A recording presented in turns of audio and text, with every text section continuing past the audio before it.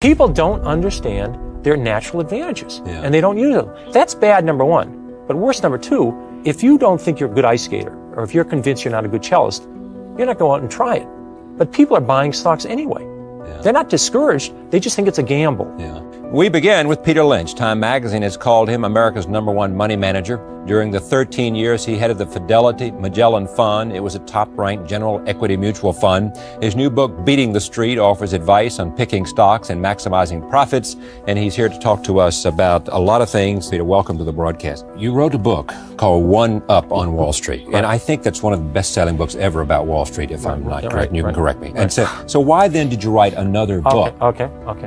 I think the reason I wrote it is I try to explain to people their great advantages, their edges they have, and that they should get involved in stocks. Right. And they should do it on the right basis. This was on the first book. Right. Yeah. And obviously I didn't make a great impression because the percent of people's assets involved in stocks has gone down. In 1960, people had 40% of their financial assets, including their house, in stocks and mutual Right. funds.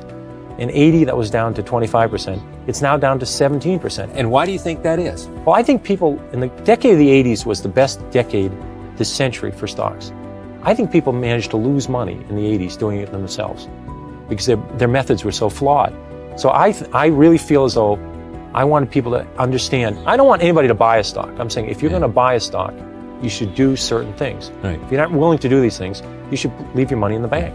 Your philosophy is simple, and I'm remembering this from the previous book. I think Right. we're now talking about the previous book. Correct. Your philosophy was, if you find something that you identify with. I remember there was a story of your wife and her hose. Yeah. Your wife kept Oh, saying, legs these in are the panties. Oh, you got legs, it. Yeah, Yeah. the legs and panties. Your wife said, these are the greatest things I've ever seen. Right. And when your wife said that, you knew that this was a product that Right. was better. Right. You used to stay at La Quinta Motel. Right. And the Right. service Yeah. was better, whatever was Yeah. better. Right. The And price was good, And too. the price was good too. And Yeah. you said, this is a place Right. that I can determine. I, Peter Right. Lynch, Right. can tell that this is a good product, right? That's right. And if these people are making a good product, That's then their earnings are going to go up, therefore the stock's going to go up. Right. And that's the kind of decision-making process you ought to go through. Right.